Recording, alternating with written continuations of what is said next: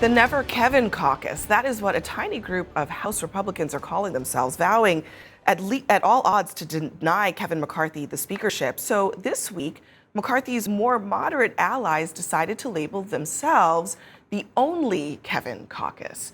And they even made these handy little OK buttons, which can be read a couple of different ways, as only Kevin will be the next Speaker of the House, or that their guy, the Republican leader who led them to the majority in November, is just, well, okay. So the question now remains, can those moderates drag their leader across the finish line 16 days from now? And what cost are they willing to pay in order to do that? We are back with our panel. Okay, Kevin, so is this going to be the time that the moderates are able to stand up to the hardliners and make Kevin McCarthy speaker? Is that going to happen? Well, they don't have the numbers. They don't have the numbers right now by themselves to do that. So some deal has to be struck here. And what can Kevin McCarthy give the far right? What can he give the Freedom Caucus? What can he give essentially the pro-coup caucus? Not all of it, because some of the pro-coup members are pro-McCarthy as well.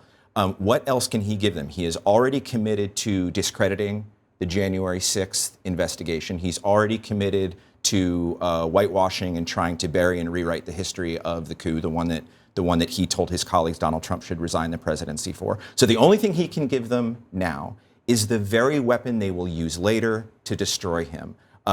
It's called a motion to vacate. It's a little bit of House floor proceduralism that basically says any member can call a vote to depose the speaker at any time. And it's real. And if you want to know how real it is, just ask John Boehner. It existed back when John Boehner was speaker. And it's the sword they held over his head that eventually destroyed his speaker. This has become kind of a major sticking point. And as you said, it's a little bit of a kind of arcane language.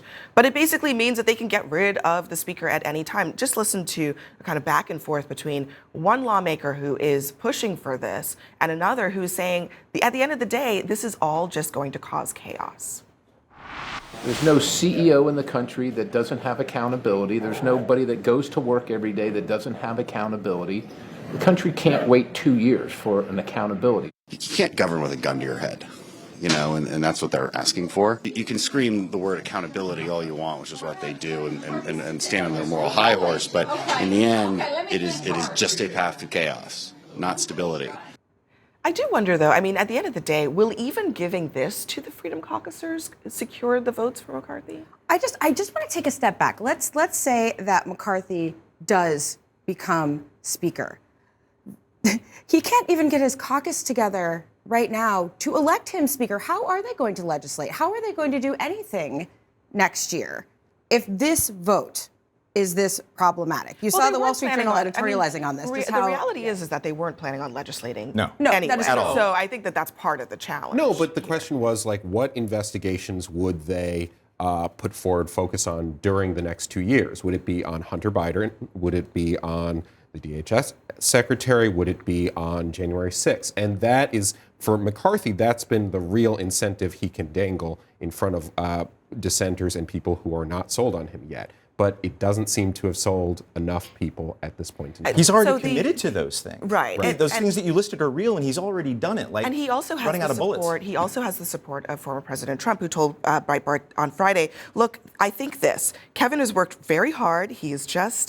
It's been exhausting. If you think he's been all over, I think he deserves a shot. Hopefully, he's going to be very strong and going to be very good, and he's going to do what everybody wants, which is maybe a great endorsement, but maybe also a very tepid endorsement. Yeah, and look, if Donald Trump, in calling some of these members, can't convince them to drop their objections to Kevin McCarthy, then, like, what's going to do it, And I think that shows the extent to which these 5 members in particular, who are in this, quote, Never Kevin group, are doing this because they see the political incentives in their districts and they think it elevates them as stars on the far right.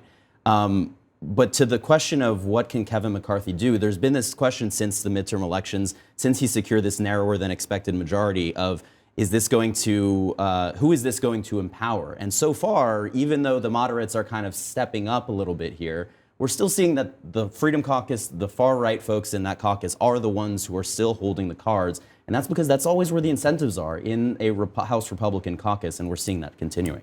Yeah, absolutely. I mean, I think if anybody, the winner here is President Biden, who now kind of by default is going to get a Republican conference that doesn't have its act together.